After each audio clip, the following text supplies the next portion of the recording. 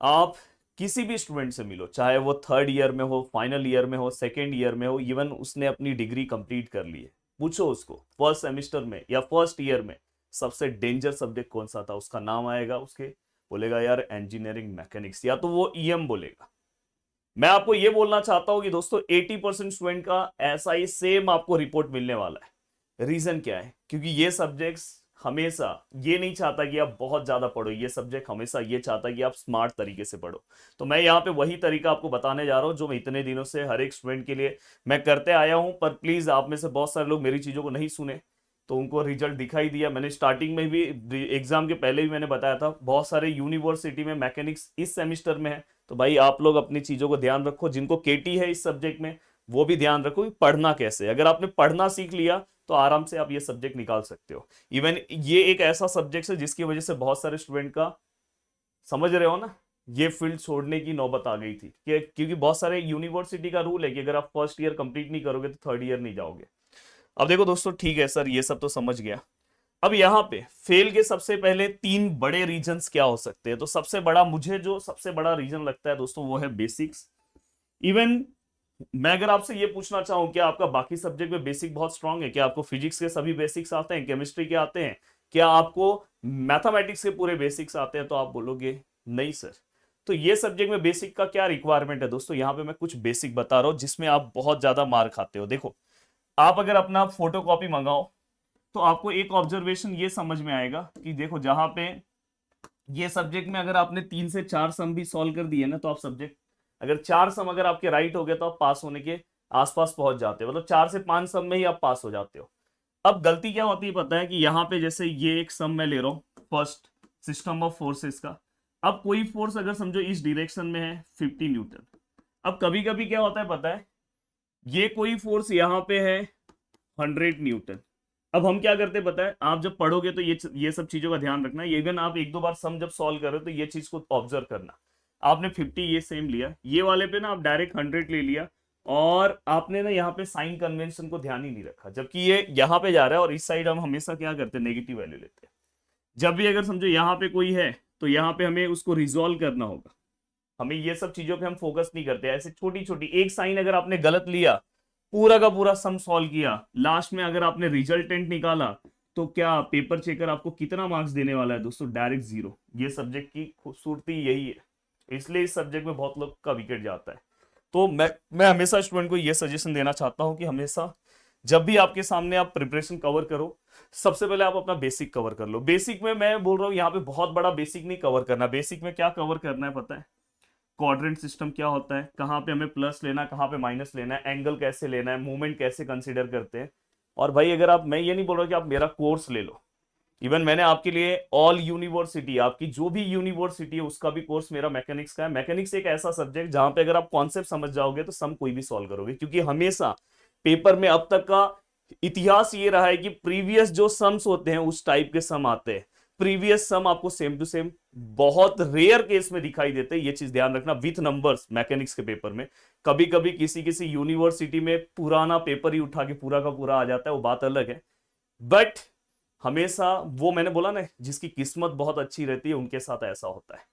तो मैं आपको ये बोलना चाहता हूं कि इसके अंदर बस आपको बेसिक पे काम करना है। तो आप ऑल यूनिवर्सिटी का कोर्स लो, अगर आप समझो पुणे यूनिवर्सिटी से, मुंबई से हो, या तो DBA2 का, तो आपका स्पेशल कोर्सेज भी है।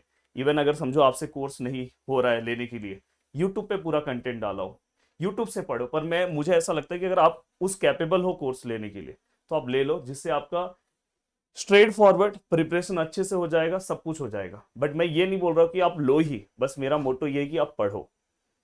अगर आप YouTube से पढ़ रहे हो तो भी ये चीजें आप कवर कर सकते हो, बस आपको एग्जाम्पल्स का प्रैक्टिस में दिक्कत आ सकता है, जहां पे मैंने एप्लीकेशन में बहुत अच्छा सभी चीजें कवर करके दी है।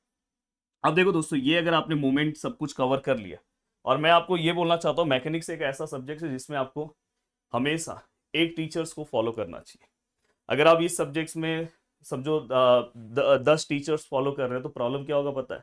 जैसे मेरा पढ़ाने का अलग है, जैसे मैं एंटी क्लॉकवाइज मूवमेंट को प्लस लेता हूँ, क्लॉकवाइज को माइनस लेता हूँ।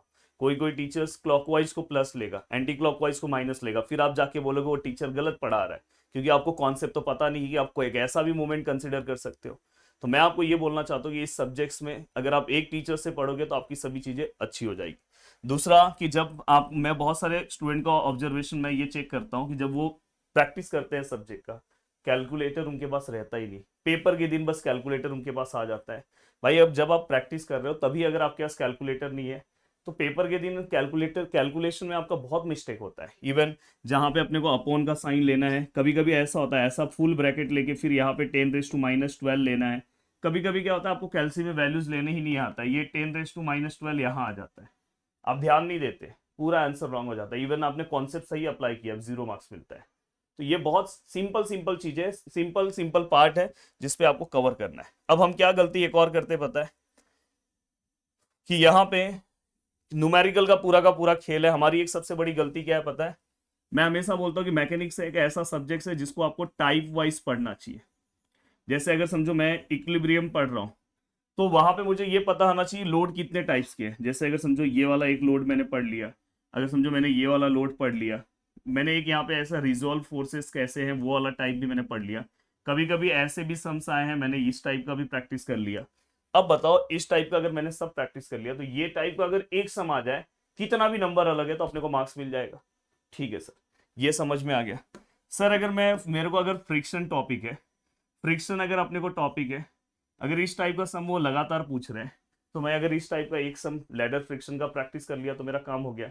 सिस्टम ऑफ फोर्सेस में अगर समझो सिस्टम ऑफ फोर्सेस का इस टाइप का तो एक सम लगातार आता है। देन अगर मैं बात करूं दोस्तों तो जनरल फोर्स सिस्टम में हमेशा ऐसे फोर्सेस जिसमें मूवमेंट हमें कैलकुलेट करना रहता है, ये ध्यान रखना। कभी कभी कैसा होता है, मूवमेंट जब आप कैलकुलेट करते हो तो मूवमेंट पहले से दिया भी होता है, तो उस मूवमेंट के हेल्प से भी आप क्या कर सकते हो, उसको भूल जाते हो आप लेना। तो वो सब है। आप तो अभी से अगर आप ये सब्जेक्ट्स ये सोचोगे कि समझो मेरा पेपर अप्रैल में 25 से स्टार्ट हो रहा है और मैं पढ़ना 15 अप्रैल से स्टार्ट कर रहा हूँ, मेहनत करोगे कभी भी कुछ भी हो सकता है, रिजल्ट अच्छा आ सकता है, बट डेंजरस है, खतरा है। सब्जेक्ट मैकेनिक्स सब्जेक्ट्स अगर आप चाह रहे हो कि 25 को पेपर है, 15 से पढ़ रहा हूँ, कंफर्म है 90% स्टूडेंट इस चीज को नहीं कवर कर पाएंगे, फेल हो जाएंगे। पेपर अगर 25 अप्रैल को है, अगर मैं 25 मार्च से पढ़ना स्टार्ट कर दूं तो रोज, मैं रोज 1 घंटा रेगुलर इस सब्जेक्ट को देना स्टार्ट कर दूं तो यहाँ पे 90% चांस है कि मैं इस सब्जेक्ट को पास कर लूंगा। मैंने बोला ना, जो रोज पढ़ रहा है उसमें भी चांसेस है फेल होने का, क्योंकि कैलकुलेशन अगर आपने गलत ले लिया तो। समझ में, मैं देखो मैंने इतना अच्छा रिजल्ट अपने एकेडमिक में लाया है। इवन आप यूट्यूब कहीं पे गूगल पे भी जाके मेरा नाम सर्च कर लोगे आपको पता चल जाएगा। बट मैं हमेशा, इवन जब मैं फर्स्ट ईयर में था, सेकेंड ईयर में था, मेरा हमेशा पहला एम क्या होता था पता है, पेपर में पासिंग क्लियर करना। जबकि मैं टॉपर था, कॉलेज टॉपर तो जाने दो, यूनिवर्सिटी का टॉपर था। बट मेरा भी पहला एम क्या होता था, क्योंकि बहुत अगर हम ओवर कॉन्फिडेंस में रहेंगे, नहीं यार मैं तो एक टॉपर हूँ, मेरा तो हमेशा राइट होगा, ऐसा नहीं है। मैं हमेशा हमेशा मैं हमेशा सब्जेक्ट्स को ना, जब न्यूमेरिकल सब्जेक्ट्स होते थे सबसे पहले अपना पासिंग क्लियर करता था, क्योंकि थियरी में हम पूरा आंसर लिखेंगे हमें पता है थियरी में। और इवन मैं आपको एक वीडियो ऐसा ही बना के दूंगा कि थियरी में आंसर्स कैसे लिखते हैं जिसमें और अच्छे मार्क्स ला सकते हो। मैंने बहुत सारे पेपर्स में बहुत अच्छे मार्क्स स्कोर किए थियरी जैसे सब्जेक्ट्स में। तो मैं आपको ये बोलना चाहता हूँ कि आपको सबसे पहले ये समझना होगा कि मुझे मेरा पासिंग कवर करना है। जैसी पासिंग पेपर में कवर हुआ फिर आप एक्स्ट्रा क्वेश्चन आ जाओ स्कोरिंग। अब स्कोरिंग होने के बाद मैं हमेशा क्या करता था पता है, लास्ट में पूरा का पूरा जो मेरा आंसर आता था, पूरा का पूरा उसको मैं 3 बार चेक करता था विद कैलकुलेशन। और कभी कभी आज भी मुझे याद है कि मेरा एक सब्जेक्ट था जिसमें मैंने एक कैलकुलेशन रेडियस का ना वैल्यू अलग ले लिया था, कुछ सम था एक, और अभी मुझे याद है। और उस वो 10 मार्क्स का न्यूमेरिकल था दोस्तों, 10 मार्क्स का, और मैंने आर का वैल्यू गलत लिया, पूरा का पूरा पेपर सॉल्व किया। और लास्ट के मेरा हमेशा से आदत रहा है कि आज तक कि मैं पेपर रीचेक करता हूँ तो लास्ट में मैंने चेक किया तो मैंने आर का वैल्यू ना दूसरा वाला ले लिया था, मैंने फटाफट उसको करेक्ट किया। तो ये आपको बेनिफिट मिलेगा। ये चीज आप नहीं कर रहे हो, मेहनत बहुत कर रहे हो, मुझे पता है कि आप बहुत मेहनत कर रहे हो, इवन आपको सम भी सॉल्व करने आ रहा है, बट ये सब चीजों की वजह से दिक्कत हो रहा है। सेंट्रॉइड अच्छे से कवर कर लो, सिस्टम ऑफ फोर्सेस अच्छे से कवर कर लो, ये सब अगर आप कवर कर लो फिर नीचे वाले पार्ट में आप इम्पैक्ट अच्छे से कवर कर लो। जिनको ट्रस्ट वाला पार्ट है, जैसे कुछ कुछ यूनिवर्सिटी को ट्रस्ट है तो ट्रसेस में बहुत ईजी है, method of join, method of section, यूं ही ऐसे ही सम सॉल्व हो जाते हैं। तो मुझे उम्मीद है कि आप सभी लोग बहुत अच्छे से पढ़ोगे और अपनी चीज़ों को कंप्लीट करोगे। तो वीडियो को देखने के लिए दिल से thanks, thank you so much दोस्तों। मिलते हैं नेक्स्ट वीडियो में। बाय बाय, टेक केयर, जय हिंद दोस्तों।